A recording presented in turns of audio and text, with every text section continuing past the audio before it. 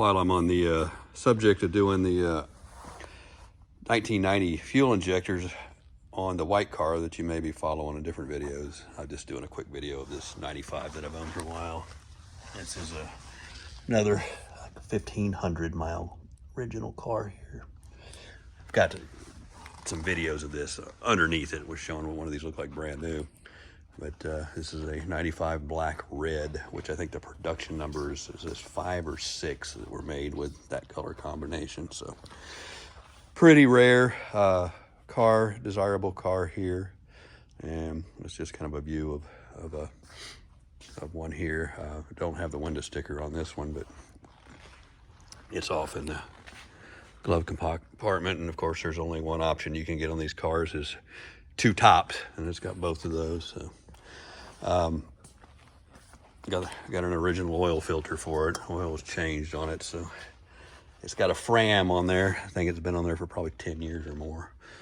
But that's a 95.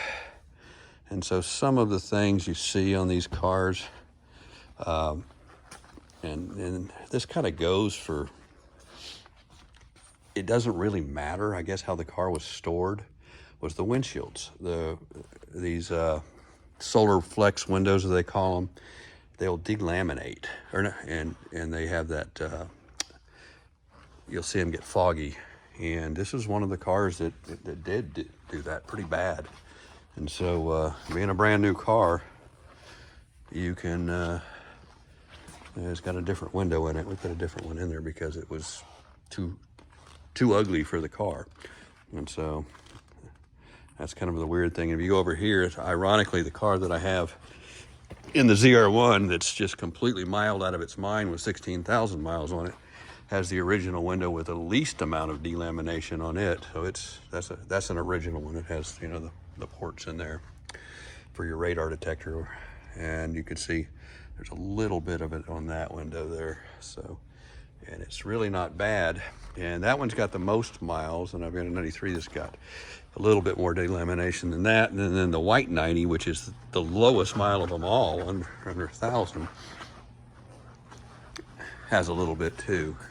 So it's just the luck of the draw how those windows went. This one's actually got more delamination in it than the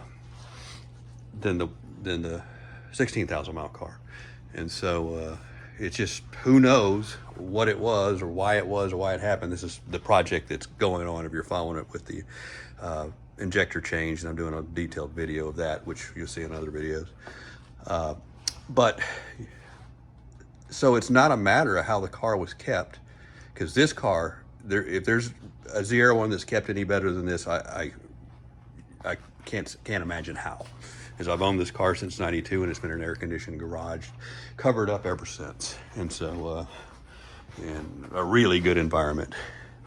And then, of course, the one that's been driven the most has the least amount of delamination on it. Isn't that crazy? And so that car here, you know, like I said, it's been driven, and you can see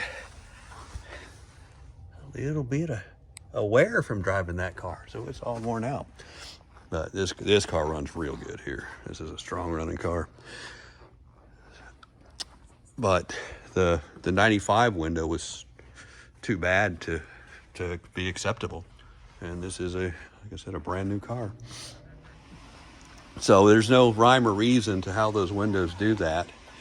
And so if you're looking at ZR1s and you see the delamination on the window, I wouldn't consider that a condition or how the car was kept issue. I think it's more of a product issue that was there, not the owners, or where they kept it, or where they put it, or if it was hot, or if it was cold, or if it was, you know, who knows? It's just no explanation to it. I can't get to why some of them do it more than the others. But yeah, what a brand new one of these looks like. Red interior with black. Very cool car. Of course, you know, 95 is the last year, which for whatever reason people want to gravitate to. Really, there's no difference in 93 to 95, and it's the same production for all 3 years.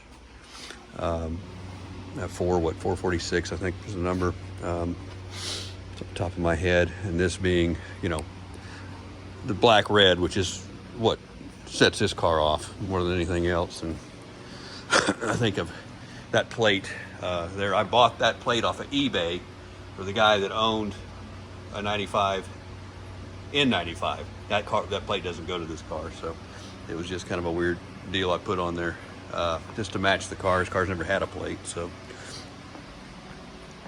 it was kind of cool. And I've had a few people reach out to me and says, yeah, I know that car. I raced your car. I'm like, no, you didn't race my car, because this car's never been on the road. So you raced the guy that had that plate on his car. And so I just keep it on there as a novelty.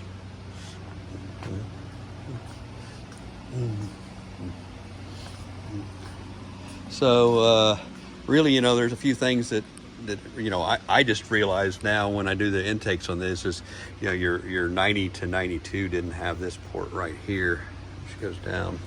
That's one of the differences on the intake there. But that's the only thing I see totally different in any of that project that we're doing, other than the fact that 93 and newer got a better fuel injector that's more, I guess, not as temperamental as the Multecs were on the 90 to 92, which are a common failure. So, and that's what one of those looks like that hasn't got a K&N in it yet. Even my white one, I put a K&N in it. And yeah, one of the differences, they went to the Mobile One badge up there, I think in, maybe it was 93, maybe 92. And of course the older ones have just the Corvette bowling green, I believe, insignia up there, which is actually a better emblem. Yeah, this is the nicer emblem there. And K&N. Yeah, it's like we used to joke that every 5.0 Fox body came with a factory K&N and factory Flowmasters on them. I guess it goes the same with these. But this car literally has had nothing changed to it all, and of course is between the other two, the white one and this one, is the worst running car of them all. Of course, the slowest by any means, but it has the stock exhaust on it and no air filter in it and no chip in it, because we put the Doug Rippey chips in both the black one and the white one. I did the white one years ago, and so that was it. There's the plastic headlamps, of which I usually change these out and put the real nice Hella lamps in. And I think I've got them in my black car, but the white car doesn't. It's original. Because I hate plastic headlamps. I stopped collecting cars when they went to plastic headlamps. Yeah, we got the Hella lamps in that one, in the glass. So that's a few of the little differences. So back to the plenum. You see, we don't have that tube here that 95 has. So it's one less headache to deal with. But other than that, it's kind of the same with everything. But that's just a quick video that I'm throwing out there for really kind of myself looking at these cars. Anything else, and anybody else get some information out of that. But yeah, there's the tube. It's like an EGR type tube or something.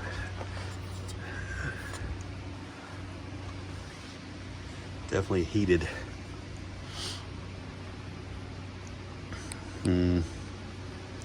So, but yeah, you'll see the intake off in the other videos. I won't bother putting it on this one because it gets too complicated at that point. But so that's it. Looking at two 90s and a 95. Just comparing the differences of a few things there. And that's about it.